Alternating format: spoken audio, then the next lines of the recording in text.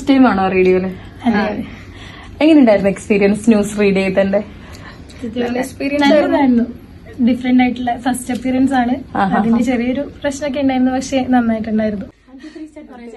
1, 2, 3 start. Radio CU ഇനി കേട്ട് കേട്ടറിയാം.